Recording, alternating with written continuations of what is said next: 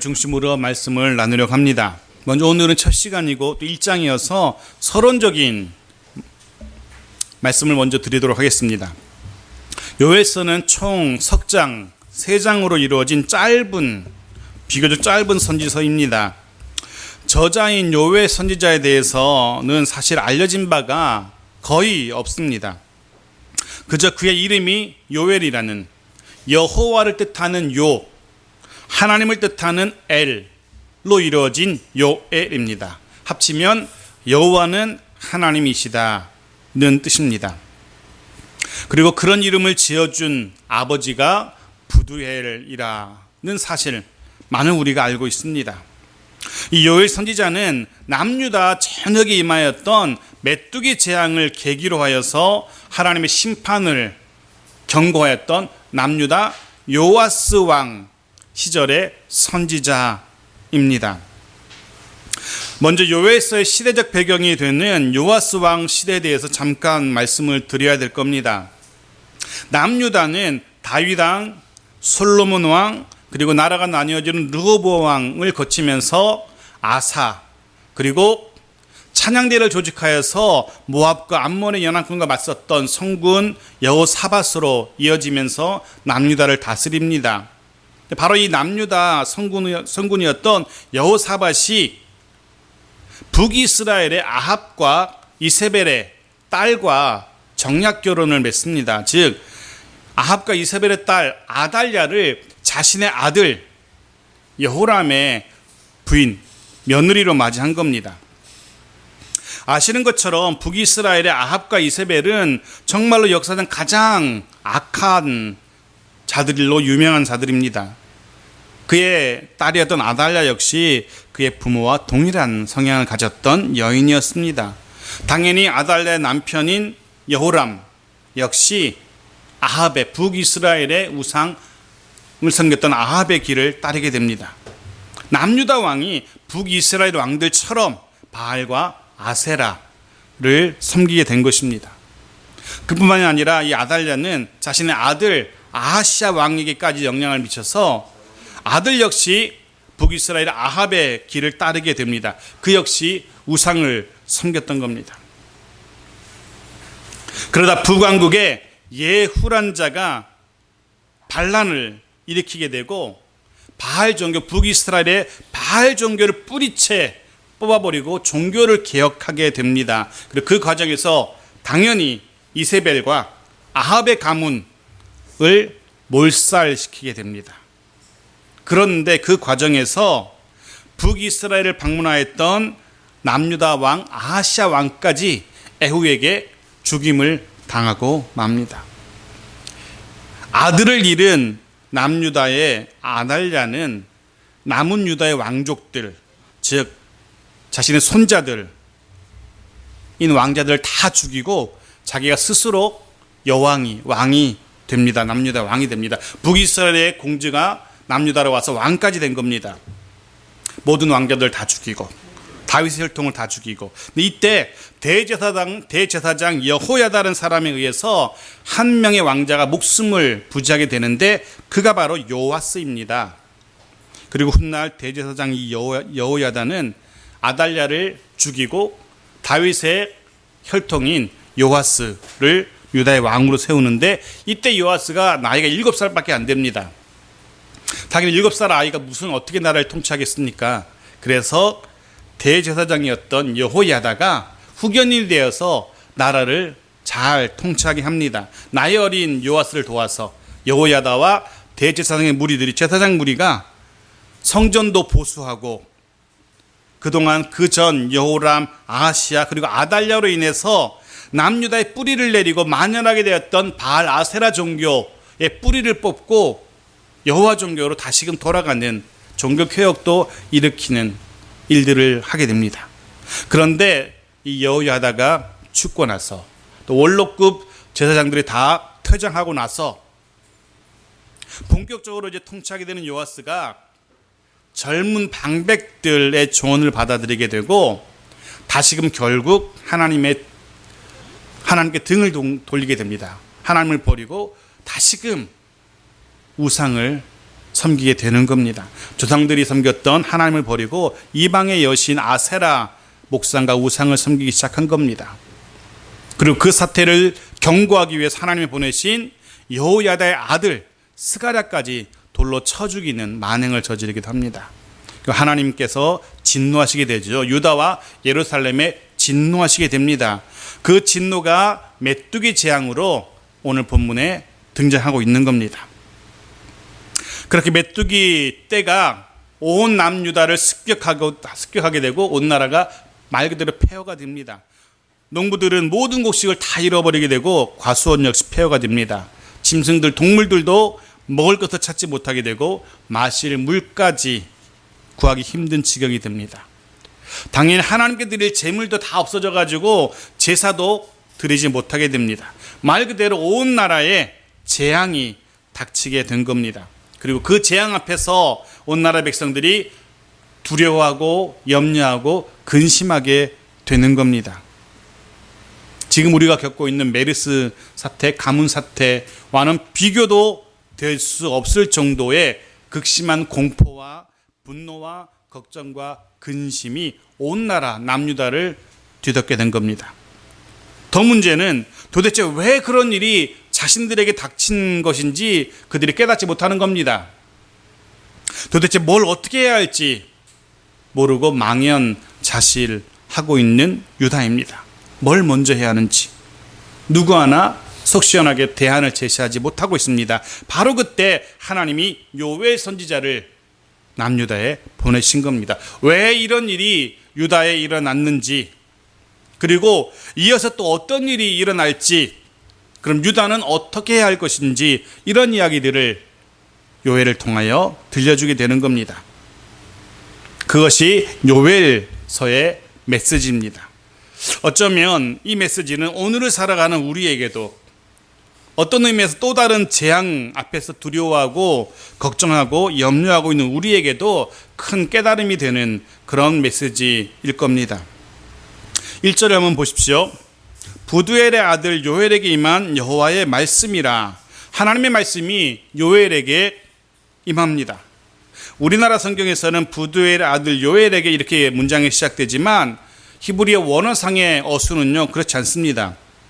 가장 먼저 등장하는 게 여호와의 말씀이라 이렇게 등장합니다. 여호와의 말씀이라 부두엘의 아들 요엘에게 임한. 무엇이 강조되고 있냐면 여호와의 말씀이라는 것이 강조되고 있는 겁니다. 부두엘의 아들 요엘이 아니라, 그의 말이 아니라 여호와의 말씀이 강조되고 있는 겁니다. 지금부터 요엘이라는 사람을 통해 선포되는 이 이야기가 요엘이라는 사람의 말이 아니라 여호와 하나님의 말씀이다는 것을 강조하고 있는 겁니다. 지금 두려움과 분노, 걱정, 근심에 사로잡힌 유다 백성들에게 가장 큰 권위를 가지신, 그래서 그 말씀 앞에 모두 다 아멘으로 순복해야만 하는 여호와 하나님의 말씀이 선포되기 시작한 겁니다. 그러니 너희는 들을지어다 라고 말하고 있는 겁니다. 오늘 요엘을 중심으로 해서 선포되는, 대언되는 부족한 종을 통해서, 저를 통해 대언되는 이 하나님의 말씀이 제 이야기가 아니라 하나님의 말씀, 하나님의 음성으로 여러분 심령 가운데 들려지기를 축원합니다. 그리고 그 말씀 앞에 우리 심령으로 아멘으로 순복할 수 있는 우리 모두가 되어지기를 간절히 축원합니다. 자, 이제 요엘 선지자가 하나님의 말씀을 전합니다. 가장 먼저 누구에게 말씀을 전하고 있습니까? 2절입니다. 보십시오. 누가 나옵니까? 늙은 자들아, 너희는 이것을 들을지어다. 또 땅의 모든 주민들아, 너희는 귀를 기울일지어다. 라고 늙은 자들, 땅의 모든 자들, 모든 주민들을 소환합니다. 늙은 자들은요, 나이 많은 사람을 말하는 게 아니고요, 14절에도 등장하는데 장로들, 지도자인 장로들을 이야기합니다.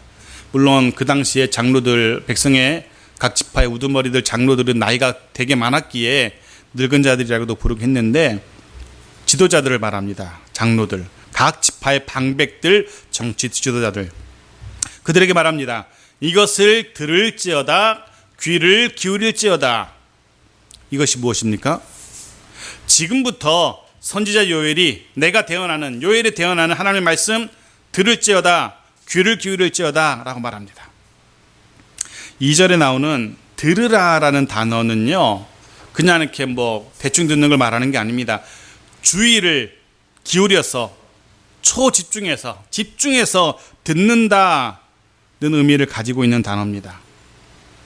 또 귀를 기울일지어다, 여기 기울이다는 단어는요, 그냥 이렇게 귀를 기울이는 게 아니라 양쪽 귀를 이렇게 잡아당기고 쭉 잡아당기고 양쪽 귀를 잡아당긴다는 의미가 있어요.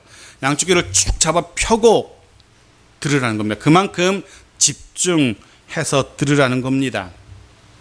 이게 하나님의 말씀을 듣는 바른 자세입니다. 여러분 한번 연습해 보십시오. 여러분이 양쪽 귀를 잡고 이렇게 듣는 겁니다. 지금 성경이 늙은 자들, 땅의 주민들에게 그렇게 귀를 잡아들고 잡아 펴서 집중해서 들으라는 겁니다. 오늘 하나님의 말씀을 들을 때 여러분이 심령의 귀를 그렇게 잡아 당겨서 집중하여서 말씀을 들을 수 있는 우리 모두가 되어지길 바랍니다. 먼저 선지자 요엘은 먼저 남유다 모두에게, 특히 지도자들에게 묻습니다. 이런 일이 있었느냐? 이런 일을 경험한 적이 있느냐는 겁니다. 이런 일은 이제 앞으로 4절부터 기록되고 있는 메뚜기 떼의 재앙을 말합니다. 이 메뚜기 떼의 재앙은요, 메뚜기 떼의 습격은 해석이 다양합니다. 실제 역사적인 메뚜기 떼 습격 자연재해다, 아니다. 범죄한 유다를 침공한 이방 군대를 말한다, 아니다. 실제 자연재해도 아니고 군대 침공도 아니고 선지자 요엘이 본 환상이다, 이런 해석들이 있습니다. 대개는 실제적인 메뚜기 떼의 습격, 실제 역사적인 사건으로 봅니다.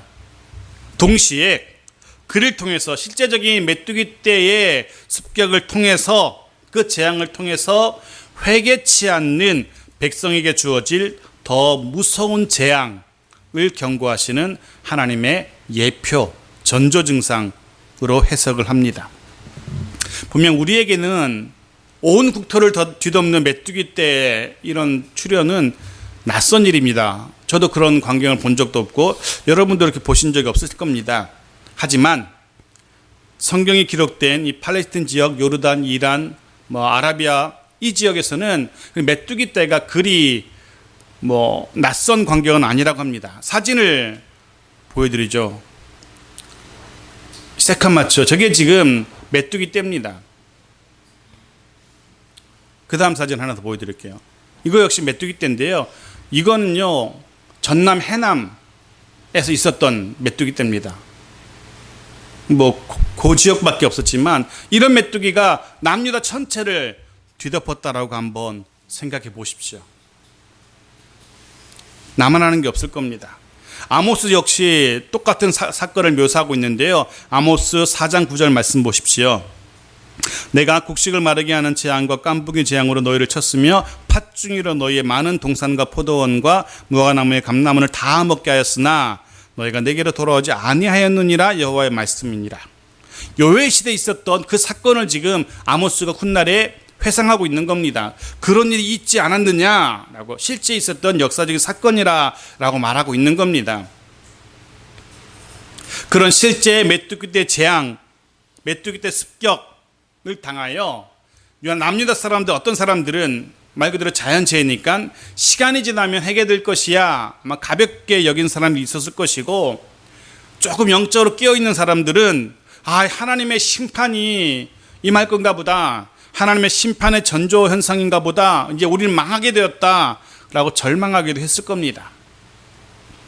하지만 선지자 요엘은 이렇게 해석합니다. 이 사건이 단순한 자연재해만은 아니다. 이 사건은 여호와의 심판의 날, 여호와의 날의 예표가 맞다. 하지만 그렇다고 완전히 절망할 필요도 없다라고 말하고 있는 겁니다. 왜냐하면 여호와의 날은 심판의 날이지만 동시에 회복과 구원의 날이기도 하기 때문에 그렇습니다. 점차 밝혀지겠지만 선지자 요엘이 선포하는 여호와의 날은 분명 죄에 대한 심판의 날입니다. 그리고 그날은 멀리 있지 않습니다. 가까이 있습니다. 임박한 날입니다. 이 메뚜기 때의 습격과는 비교도 되지 않는 그런 고난을 동반할 것이고 아무도 피해갈 수 없는 날이 될 겁니다. 파괴력은 이 메뚜기 때하고는 비교도 되지 않는 그런 날이 여호와의 날일 겁니다. 요엘은 그러니 그날을 준비하고 회개하고 하나님께로 돌아오라 라고 말하고 있는 겁니다. 그럼 그날은 심판의 날이 아니라 오히려 회복과 구원의 날이 될 것이다 라고 말하는 것이 요배서입니다. 하나님께로 돌아온 자들에게는 여호와의 날은 하나님의 영이 부어지는 영적 축복의 날이 될 겁니다. 하나님께로 돌아온 자들에게는 여호와의 날에 곡식과 세포도주와 기름이 부어지는 물질적인 복도 누리게 된다는 겁니다. 모든 역경이 제거될 것이고 안식을 누리게 될 겁니다. 바로 이런 날, 하나님의 영이 충만하게 부어지고 물질적인 복도 누리게 되는 이 날이 바로 여호와의 날입니다. 요엘서의 주제는 바로 이 여호와의 날입니다. 근데 이 여호와의 날은요, 이스라엘 역사에서 여러 번 적용된 적이 있었습니다. 이 날이 여호와의 날이다 라고 해석된 적이 있다는 겁니다. 예를 들면 북이스라엘과 남유다가 멸망한 날을 사람들은 여호와의 날로 해석했습니다. 마카비가 유다의 독립전쟁에서 승리한 날도 여호와의 날로 보았고요. 메시아가 강림한 날도 여호와의 날로 보았습니다. 물론 최후 대심판의 날도 여호와의 날이 될 겁니다. 무슨 이야기냐 하면 여호와의 날은요, 이례적인 한 번뿐인 사건일 수도 있고 또 우리의 삶 속에서 얼마든지 여러 번 반복될 수 있는 날이라는 겁니다.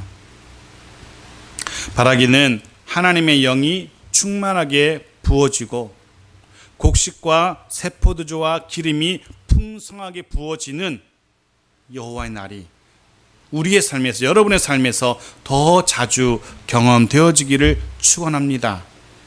그리고 그러하기 위해서 하나님께로 돌아와 하나님 곁에 머물며 하나님의 말씀을 따라 살아가는 우리 모두가 되어야 될 겁니다. 3절에서는 이 메뚜기 때의 사건과 그 교훈을 자녀들에게, 후세에게 대대로 전하라고 이야기합니다. 보십시오.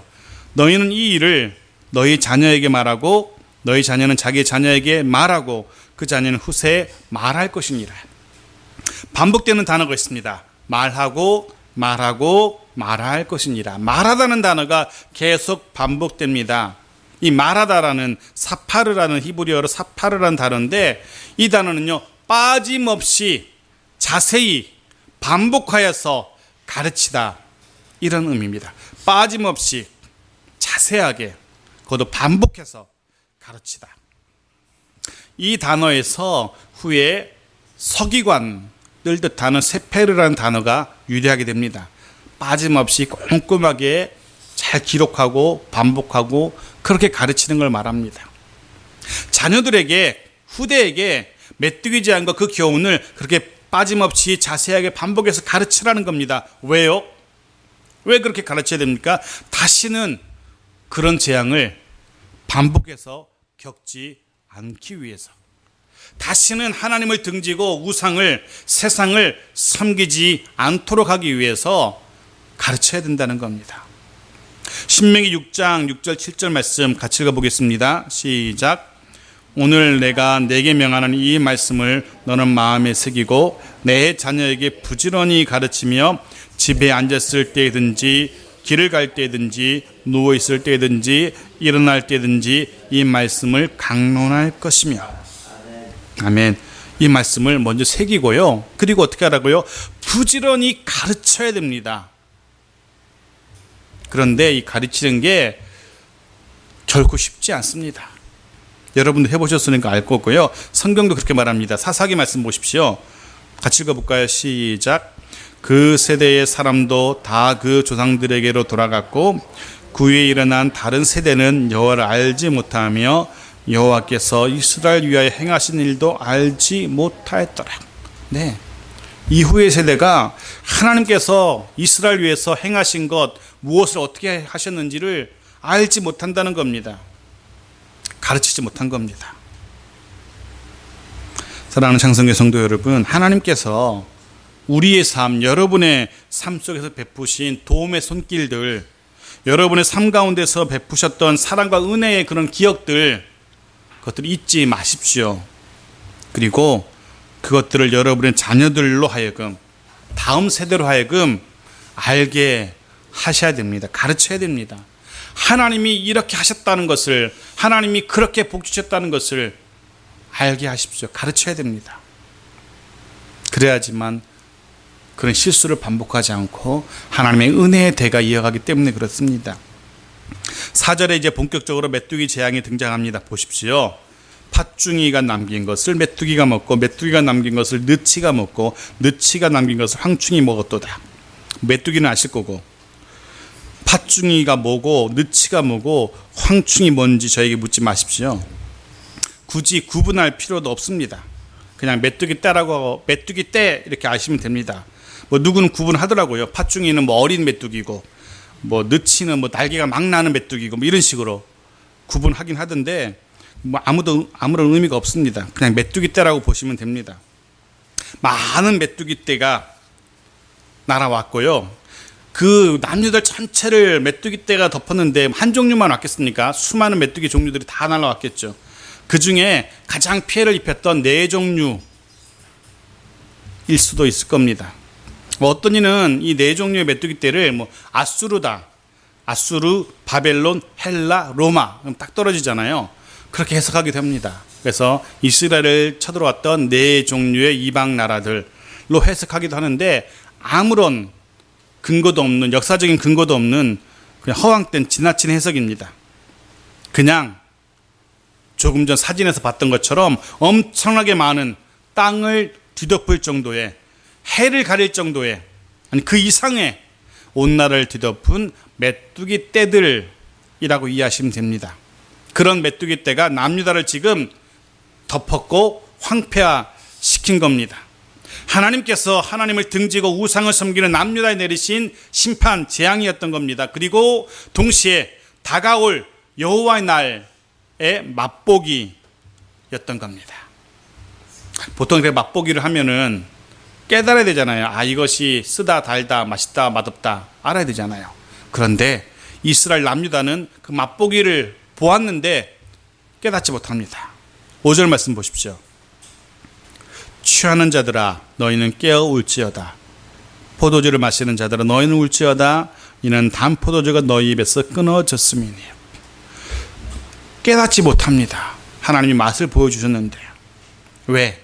그들은 취해 있었습니다. 포도주를 마시고 정신이 혼미하고 있습니다. 그러게 요엘은 먼저 그들에게 말합니다. 깨어라.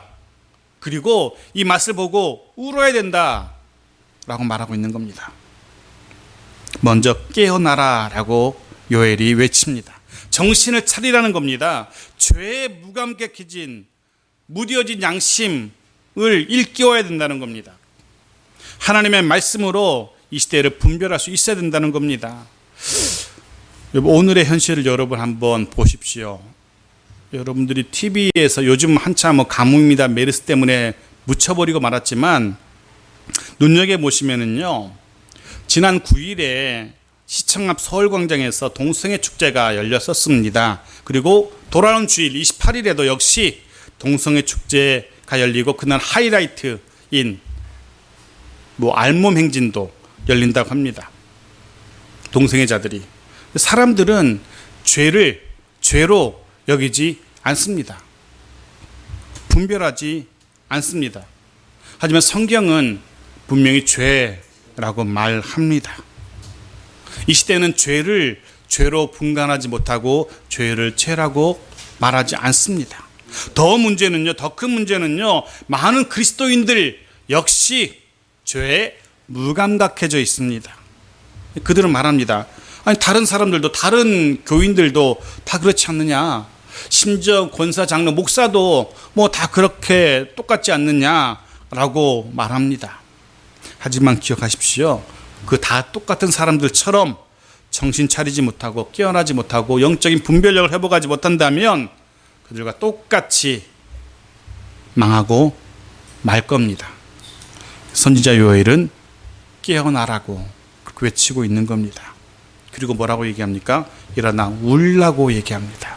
통곡하라고, 곡하라고. 왜요? 담포도주가 끊어졌기 때문에. 담포도주는 즐거움을 상징합니다. 이 즐거움에 대한 이야기는 후반부에 가서 다시 말씀드리겠습니다. 메뚜기 재앙으로 즐거움이 사라져버린 겁니다. 자, 6절 말씀, 메뚜기 재앙을 비유적으로 설명하는데요. 다른 한 민족으로 비유합니다. 다른 한 민족이 내 땅에 올라왔음이로다. 그들은 강하고 수가 많으며 그 이빨은 사자의 이빨 같고 그 어금니는 암사자의 어금니 같으니. 메뚜기 떼를 이야기합니다. 그 이빨이 사자 이빨 같고 암사자 어금니 같아요. 얼마나 먹어치우는지. 유다 전역을 철저하게 파괴했다라고 말하고 있는 겁니다. 그런데 6절에서 눈여겨보아야 할 표현이 하나 있습니다. 6절 말씀 여러분 한번 눈여겨보십시오. 거기서 여러분들이 발견해야 될 것은요, 다른 한 민족이 어디에 올라왔음이로다? 내 땅에 올라왔다는 겁니다. 누구의 땅이라는 겁니까? 내 땅. 여호와 하나님의 땅이라는 겁니다. 결코 유다 왕의 땅도 아니고 유다 장로들 방백들의 땅도 아니고 유다 백성들의 땅도 아니라는 겁니다. 내 땅이라는 겁니다. 하나님의 이름을 두신 여호와의 이름이 걸린 하나님의 땅이라는 겁니다. 여호와의 이름만이 드러나야 할 여호와 하나님의 땅이라는 겁니다. 진정한 주인이신 하나님의 땅입니다. 그런데 그런 하나님의 땅이 관리자인 유다의 죄로 인하여서 지금 황폐하게 된 것입니다. 내 땅인데, 하나님의 땅인데 관리해야 될 남유다가 황폐하게 만들어버린 겁니다. 여러분 아십니까? 우리에게 주어진 시간, 건강, 가정, 기업, 교회, 누구의 것입니까? 우리의 것 아닙니다. 착각하시면 안 됩니다. 하나님의 것입니다. 그렇다면 잘 관리하셔야 됩니다. 망가뜨려서는 안 됩니다. 잘 관리하셔서 하나님의 이름이, 하나님의 영광이 그 속에서 드러나도록 해야 됩니다.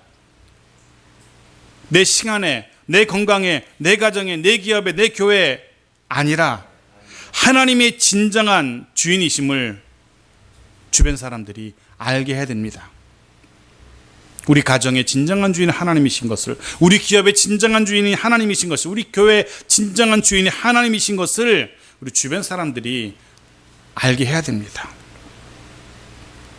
하나님은 분명히 선언하십니다. 내 땅이라고.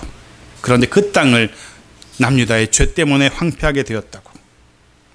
7절부터 13절까지는 황폐하게 된, 초토화된 하나님의 땅의 모습을 기록합니다. 서론에 이미 말씀드린 것처럼 포도나무와 무화과나무가 벗겨져서 하얗게 되어버렸고요, 밭이 황무하고 토지는 말라서 곡식이 떨어졌습니다. 포도주는 말랐고 기름은 다 했습니다. 온갖 종류의 열매 맺는 나무들은 열매를 맺지 못하고 시들어버렸습니다. 소재와 전제로 드릴 재물이 없어서 제사가 끊어져 버렸습니다. 그래서 제사장들은 슬퍼해야 되고요, 농부들은 부끄러워해야 되고요, 과수원지기들은 통곡해야 됩니다. 마치 처녀가 약혼한 남자를 잃은 것처럼 애곡해야 된답니다. 왜 그래야 된다고요? 제사가 중단되었고 곡식이 없고 열매가 없기 때문에 슬퍼하고 부끄러워하고 곡을 해야 한답니다. 근데 그거 아십니까? 우리는 하나님께 드리는 주일의 예배를 그쳐도 쉬어도 슬퍼하지 않습니다. 분명 제사장들은 제사가 중단되었기에 슬퍼해야 한다라고 성경은 기록하는데, 우리는 주일의 예배를 쉬어도 그쳐도 아무도 슬퍼하지 않습니다. 우리의 삶 속에 하나님의 기대하시는, 우리 삶 속에서 하나님께서 기대하시는 열매를 맺지 못해도 부끄러워하지 않습니다. 농부들은 열매가 없어서, 추수한 게 없어서 부끄러워한다는데 우리는 부끄러워하지 않습니다. 요 근래 가뭄으로 인해서 힘들어하는 농부들의 모습을 텔레비전에서 보게 됩니다. 그들은 그 농작물이 자라지 못할 그 상황 때문에, 다 말라 비틀어진 그 농작물 때문에, 수확물을 거둘 수 없게 되었음 때문에 고민하고 근심하고 한숨 짓고 눈물을 흘리는 모습들 우리는 봅니다. 우리는 어떤지 돌아볼 필요가 있습니다. 우리는 우리의 삶에 하나님이 보기 원하시는 영적인 열매들을 맺지 못하면서도 근심하지 않습니다. 한숨 쉬지 않습니다. 눈물 흘리지 않습니다. 저 역시 요엘서 말씀을 준비하며 묵상하면서 스스로 얼마나 창피하고 부끄러웠는지 모릅니다. 내 삶 속에 하나님이 기대하신 열매를 맺지 못했기에, 다음 달이면, 다음 첫 주면 이제 개척한 후 한 해가 다 되어 가는데 여전히 결실하지 못하고 있는 우리의 모습, 저의 모습 보면서 주님 앞에 얼마나 부끄러웠는지 모릅니다. 여러분 스스로 한번 돌아보십시오. 지난 한 해 동안, 여기서 예배드리긴 한 해 동안 스스로 여러분 어떤 열매를 맺으셨는지, 조금 스스로 이제 제가 말씀 묵상하면서 너무 부끄럽고 너무 창피해서 스스로 위로거리를, 핑계를 찾았습니다. 찾아보니까 석류나무는 2, 3년에 한 번 열매를 맺는다 하더라고요. 헛개나무도 한 3, 4년, 5년 이렇게 돼야 열매를 맺는다고.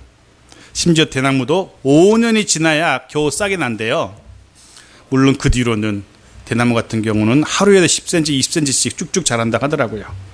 여하튼 그런 나무들 2년, 3년, 5년이 지나야 꽃이 피고 열매 맺는 나무도 있다 하더라고요. 스스로 한번, 말도 되지 않지만 스스로를 한번 위로해 봤습니다. 여러분 기억하십시오. 주님께서 기뻐하시는, 보기 원하시는 성령의 열매를 맺어가는 우리 모두가 되기를 간절히 축원합니다. 하나님 앞에 드려져야 할 예배가 중단 없이 드려지는 우리 모두가 되어지기를 바랍니다.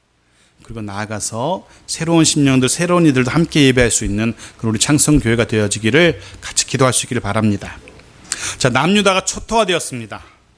이제 어떻게 해야 됩니까? 14절이 주어집니다. 14절 말씀 같이 읽어보겠습니다. 시작. 너희는 금식일을 정하고 성회를 소집하여 장로들과 이 땅의 모든 주민들을 하나님 여호와의 성전으로 모으고 여호와께 부르짖을지어다. 금식일을 정해야 된답니다. 성회를 소집해야 합니다. 성전에 모여서 살려달라고, 도와달라고 여호와 하나님께 부르짖어야 합니다. 금식이 무엇입니까? 육체에 음식을 공급하지 않는 겁니다. 스스로 알아서 일부러, 남이 끊는 게 아니라 내가 스스로 내 육체에 음식을 공급하지 않는 겁니다. 내 육체의 능력을 부정하는 겁니다.